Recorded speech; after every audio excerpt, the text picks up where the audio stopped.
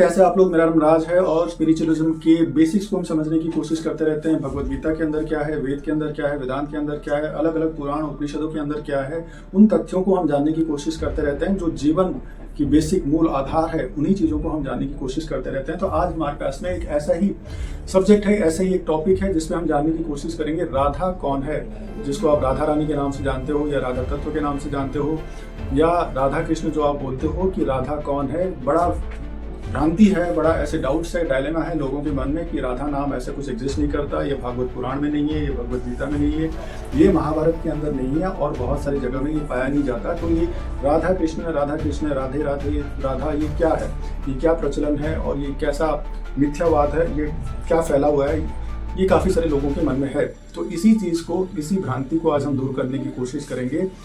सबसे पहले तो आप राधा तत्व समझने से पहले राधा जी जिस तरह राधा रानी भी बोलते हैं, उसको समझने से पहले आपको कृष्ण तत्व को जानना पड़ेगा। भगवान कृष्ण जिसको हम ब्रह्मांड के स्वामी मानते हैं, जिनके बेस पे ये पूरा भगवत गीता है, भागवत पुराण है। तो सबसे पहले तो हमें भगवान श्री कृष्ण के बारे में, कृष्ण तत्व को जानना पड़ेगा। तो कृष्ण तत्व क्या है, पहले हम ये जान लेते हैं कि अगर वेद में हम देखेंगे, श्वेताश्वर उपनिषद में अगर हम देखेंगे, उसके अंदर ये बोला गया है कि जिसके परे कुछ नहीं है वो कृष्ण तत्व है।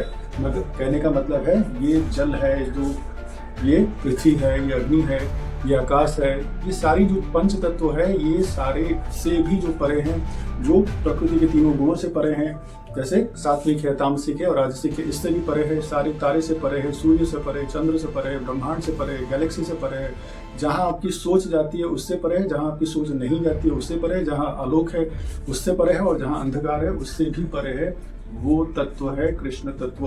मतलब जिसके परे कुछ भी एग्जिस्ट नहीं करता है, जो सब कुछ है वही कृष्ण तत्व है। फिर अगर हम देखेंगे कि गीता के अंदर भगवान श्री कृष्ण खुद बोलते हैं कि मुझसे परे कुछ भी नहीं है।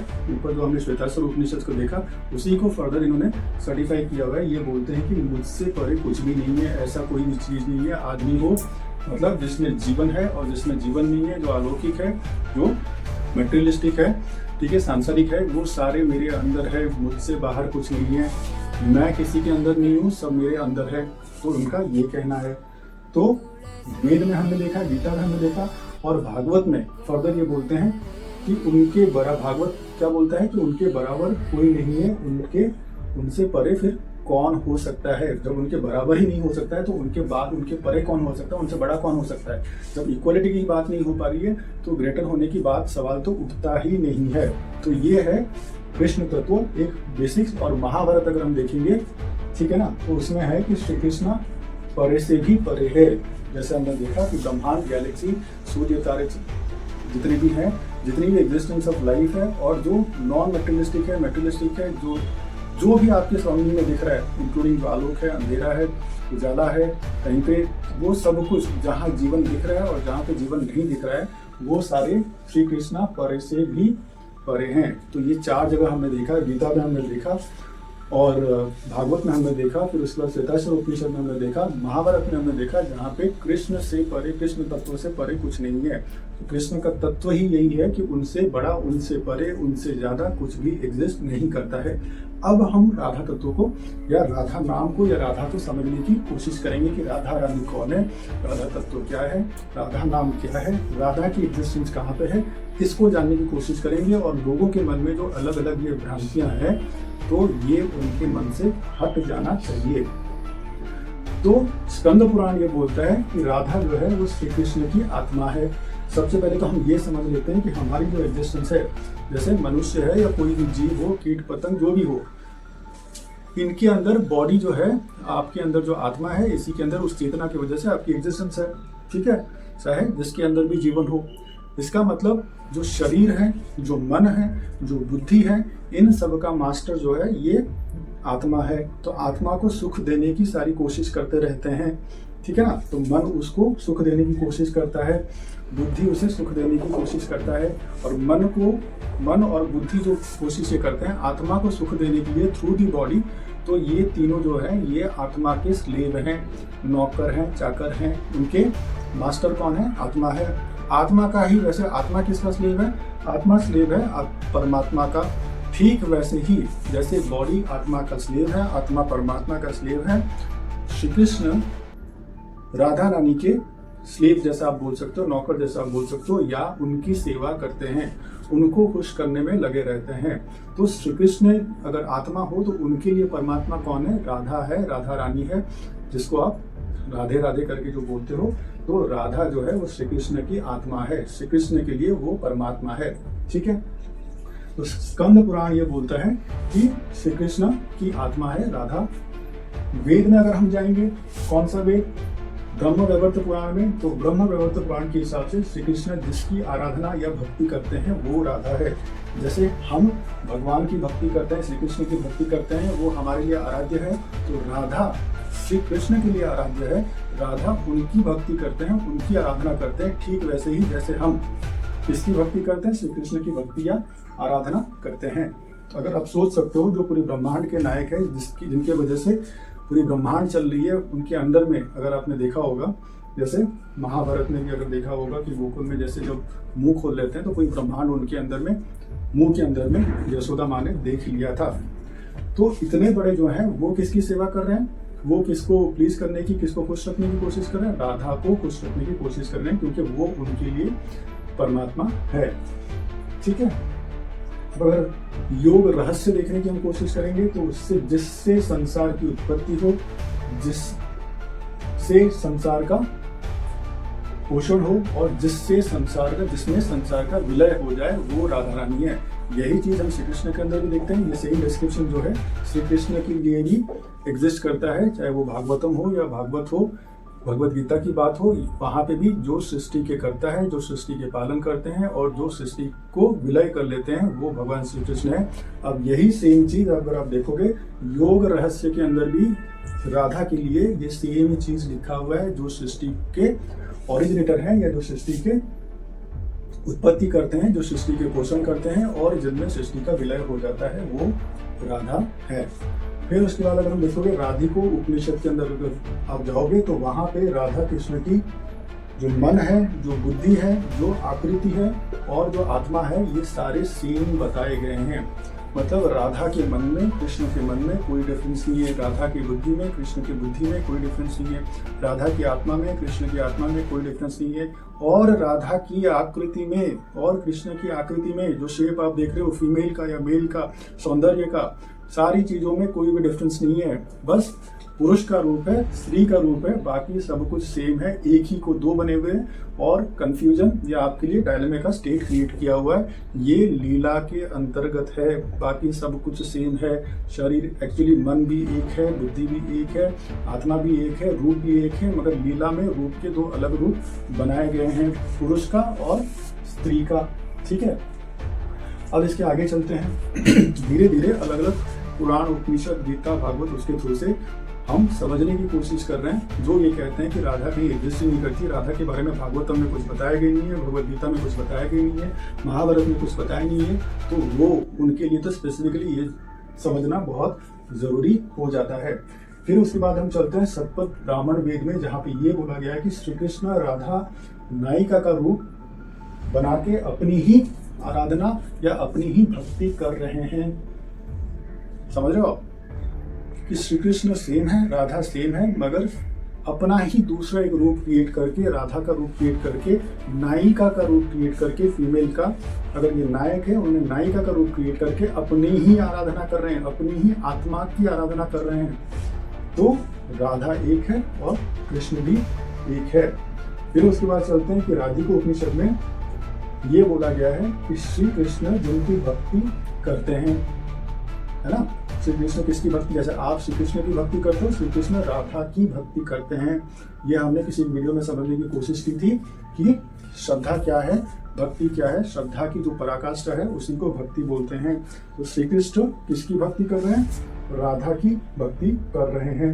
और जिनकी चरण धूल सर पे रख के, मतलब भक्ति का, जैसे हमारे लिए भगवान का चरण धूल भी जैसे मिल जाए, ठीक भगवान भी राधा की चरण धूल को वैसे अपने सर पे लेके घूमने आतुर रहते हैं और सर पे रखते हैं। और वो लोग भी, भक्ति की ये पराकाष्ठा है कि जब राधा उनके सामने रहती है, राधा के चरण के धूल रहते हैं, राधा की सोच रहती है, तो वो गोलोक धाम जो उनकी जो धाम है वो भूल जाते हैं। तो राधा की इम्पोर्टेंस जो है श्री कृष्ण की लाइफ में, श्री कृष्ण के लिए उतना है, तो आप समझ लो जो पूरे ब्रह्मांड के स्वामी है श्री कृष्ण, वो राधा के सामने उनकी ये स्टेट है। करेक्ट। फिर उसके बाद चलते हैं कि राधा उपनिषद में क्या बोला गया है। जो राधा है वही कृष्ण है, लीला के लिए दो बने हुए हैं, मतलब राधा और कृष्ण में कोई फर्क नहीं है। जैसे पहले भी हमने देखा कि राधिका उपनिषद में ये बोला गया है कि मन एक है, बुद्धि एक है, आकृति भी एक है और आत्मा भी एक है। राधा और कृष्ण में कोई भी फर्क नहीं है। ठीक है।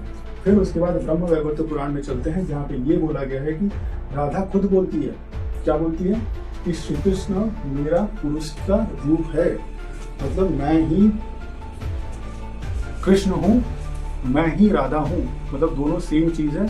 मतलब श्री कृष्ण भी राधा है, जब श्री कृष्ण के एंगल से देखेंगे तो राधा ही श्री कृष्ण है ना। बड़ा कंफ्यूजन वाला स्टेट, मतलब ये आम इंसान की हमारी ये बुद्धि से बाहर है। हमको बस इतना समझ जाना चाहिए कि राधा और कृष्ण एक है, लीला के लिए दोनों अलग है। एक मेल का रूप है, एक फीमेल का रूप है, प्रेम का रूप संसार को देने के लिए, भक्ति का रूप संसार को देने के लिए, और एक एग्जाम्पल सेट करने के लिए, एग्जेम्पलरी कुछ लोगों के लिए क्रिएट हो, उसलिए राधा कृष्ण का ऐसा लीला वाला रूप है पूरी जगत के सामने। ठीक है। अब और आगे चलते हैं। भागवत में क्या कहा गया है कि जिस गोपी को लेके कृष्ण महारस से चले गए थे, तो उस गोपी, जैसे भागवतम में बोलते हैं कि कहीं पर राधा का नाम नहीं है, मगर एक गोपी भगवान श्री कृष्ण के साथ डिसअपियर हो गई थी। तो आपको इम्प्लाइडली वो समझना है, जो बड़े रसिक है वृंदावन के उनको समझ में आता है, हमारी और आपकी बुद्धि तो उतनी नहीं है। तो वो गोपी जो थी वो राधा थी। तो ऐसा मत बोलिए कि भागवतम के अंदर में राधा का नाम नहीं है। ठीक है।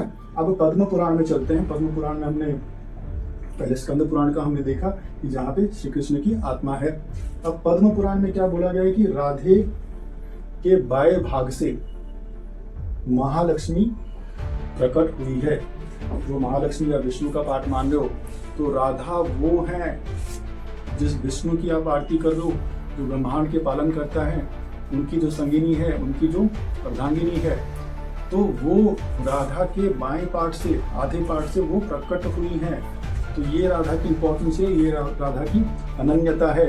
इतने विशाल, इतने मतलब ये चीजें तो हमारे सोच के से बाहर है, बस हमें ये जानने के लिए ही काफी है। ठीक है। तो महालक्ष्मी प्रकट हुई है और राधा के कला के कोटि कोटि अंश भी, दुर्गा और जितने भी आप देवी वगैरह जितने भी मानते हो, वो सारे कोटि कोटि अंश में भी नहीं आते हैं। क्या आप समझ सकते हो कि कितने विशाल है, कितनी डेप्थ है, कितनी ये किस चीज की पराकाष्ठा है, और जो हमारी समझ से बाहर है।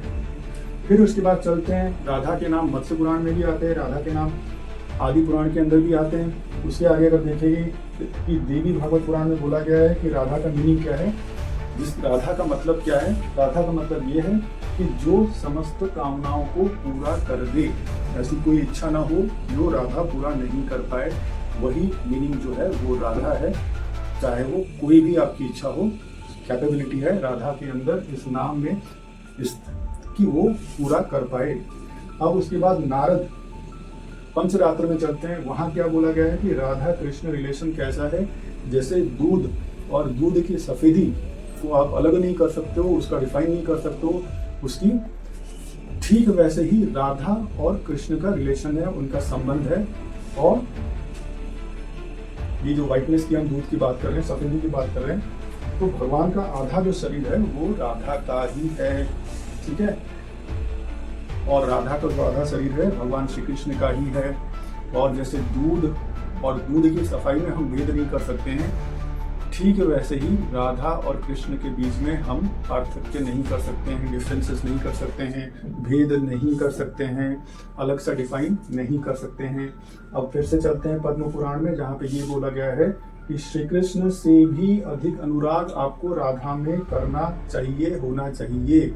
अगर आप भक्ति कर रहे हो, जैसे बोलते हैं ना राधे राधे, राधे श्याम या जय श्री कृष्णा, तो आपकी, क्योंकि भक्ति की, हमारी भक्ति किसकी तरफ है, श्री कृष्ण की भक्ति है, और श्री कृष्ण की भक्ति किसकी तरफ है, राधा के प्रति है। हालांकि दोनों सेम ही है, मगर लीला के लिए उन्होंने अपना ही दूसरा रूप फीमेल का बनाया हुआ है और उसकी वो भक्ति कर रहे हैं, क्योंकि वो उनकी आत्मा को रिप्रेजेंट कर रहा है। तो आपकी भक्ति किस तरफ होनी चाहिए? राधे राधे। हम एक दूसरे से जैसे बोलते हैं ना, जैसे ग्रीटिंग्स करते हैं, राधे राधे साहब कैसे हो, राधे राधे श्याम जी कैसे हो, राधे राधे मैम कैसे हो।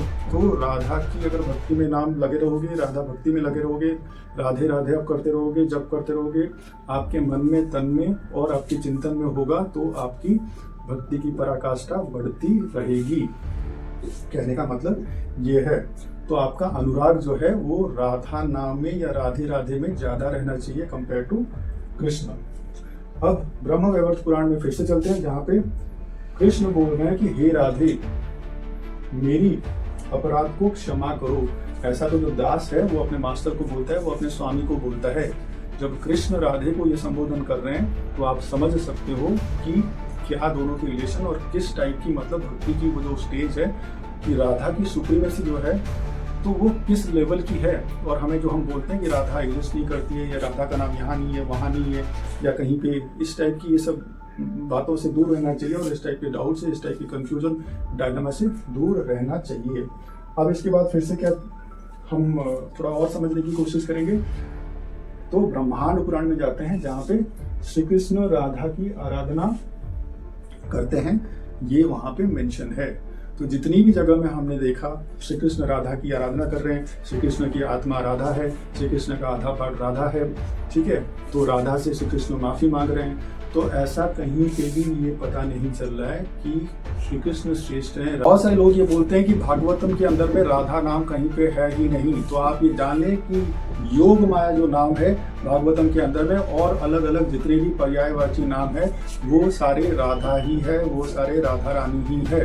तो ये भी आपको बिल्कुल भी इसमें शंका संशय नहीं होना चाहिए। और फाइनली अगर हम समझने की ये कोशिश करें राधा कौन है, तो राधा तत्व जो है ये निष्काम प्रेम का भी अंतिम अवस्था है। निष्काम प्रेम मतलब प्रेम में जब आपकी कोई कामना नहीं है, कुछ एक्सचेंज में पाने की इच्छा नहीं है, सब कुछ आपने न्योछावर कर दिया, सब कुछ आपने किसी को समर्पित कर दिया, तो उसकी भी जो अंतिम सीमा हो, जो आपकी उसकी भी जो पराकाष्ठा हो, जो इमेजिनेशन से बाहर है, तो वो है राधा तत्व। कृष्ण तत्व तो फिर भी एक लोअर स्टेज है, राधा तत्व उससे भी तो ये स्टेज है। और राधा और कृष्ण में जब सब कुछ हम समान की बात कर रहे हैं, बुद्धि समान की बात कर रहे हैं, रूप समान की बात कर रहे हैं, मतलब आखिर समान की बात कर रहे हैं, मन समान की बात कर रहे हैं, आत्मा समान की बात कर रहे हैं, एक डिफरेंस अभी भी है जो राधा को कृष्ण से सुपीरियर बताता है। वो है, क्या है वो डिफरेंस है मादना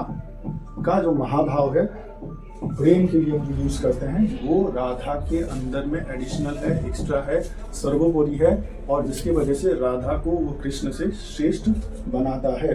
क्या है, फिर से हम देख लेते हैं कि जो सिंगल जो डिफरेंस है जिसकी वजह से राधा फिर भी सुप्रीम है भगवान श्री कृष्ण से, बाकी सब कुछ सेम है, सारी कलाएं सेम है, वो है मादना के महाभाव का प्रेम जो है वो राधा में एक्स्ट्रा है, एडिशनल है। उसके बाद कुछ भी और नहीं है, जिसके वजह से इस एडिशनल क्वालिटी की वजह से श्री कृष्ण राधा के दासत्व करते हैं, उनको प्लीज करने की कोशिश करते हैं, उनको उनके लिए सब कुछ न्यौछावर करते हैं। ठीक है, तो आज हमने राधा के बारे में जानने की कोशिश की, राधा रानी कौन है, राधा तत्व क्या है, और क्यों राधा तत्व सुपीरियर है कृष्ण तत्व से, और राधा और कृष्ण में क्या डिफरेंस है या नहीं है, और किस तरह से हमें राधा कृष्ण को लेना चाहिए और कैसे हमें भक्ति करना चाहिए, ये हमने समझने की कोशिश की। ऐसे ही अलग अलग और स्पिरिचुअलिज्म को लेके हम अलग तत्वों को भी समझने की कोशिश करेंगे, बेसिक्स फंडामेंटल्स को भी समझने की कोशिश करेंगे। तो आप साथ में जुड़े रहिए। आप सबका बहुत सारा धन्यवाद। उम्मीद है कि राधा को लेके आज के बाद आपके मन में कोई भी डाउट नहीं रहेगा। तो आप साथ में बोलिए राधे राधे। आप सबसे मिलना फिर से होगा। राधे राधे।